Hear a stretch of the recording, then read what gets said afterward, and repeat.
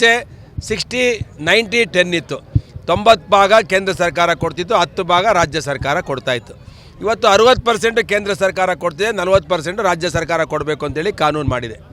ಈ ಕಾನೂನು ಮಾಡಿರೋದ್ರಿಂದ ಕೇಂದ್ರ ಸರ್ಕಾರ ಕೊಟ್ಟಿರೋಂಥ ಯೋಜನೆಯನ್ನು ಅನುಷ್ಠಾನ ಮಾಡೋಕ್ಕೆ ರಾಜ್ಯ ಸರ್ಕಾರದಲ್ಲಿ ಹಣ ಇಲ್ಲ.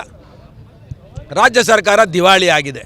ಇವತ್ತು 5,000 ಗೃಹಲಕ್ಷ್ಮಿ ಯೋಜನೆಯಡಿ ಹೋದ ವರ್ಷ ಬಡ್ಜೆಟಲ್ಲಿ 5,000 ಕೋಟಿನ ನುಂಗಿ ನೀರು ಕುಡಿದವ್ರೆ.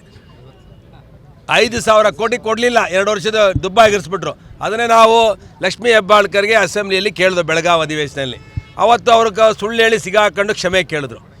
ಇವತ್ತು ಸರ್ಕಾರ ಯಾಕೆ ಇದನ್ನು ಮಾಡಿದೆ ಅಂತ ಹೇಳಿದ್ರೆ, ಗ್ರಾಮೀಣ ಪ್ರದೇಶದಂಥ ಹಳ್ಳಿಗಳು ಇನ್ಫ್ರಾಸ್ಟ್ರಕ್ಚರ್ಸ್ ಡೆವಲಪ್ ಆಗಬೇಕು. ಒಂದು ಗ್ರಾಮದಲ್ಲಿ ಶಾಲೆ ಕಾಂಪೌಂಡ್ ಇರ್ಬೋದು, ಅಂಗನವಾಡಿ ಕಟ್ಟಡ ಇರ್ಬೋದು, ಅಲ್ಲಿರುವಂಥ ಕೆರೆಗಳಿರ್ಬೋದು, ವಾಟರ್ ರೀಚಾರ್ಜ್ ಇರ್ಬೋದು, ಕೆರೆ ಕಟ್ಟೆಗಳಿಗಿರ್ಬೋದು, ಎಲ್ಲವನ್ನ ದೇಶದ ಆಸ್ತಿ ಆಗಬೇಕು.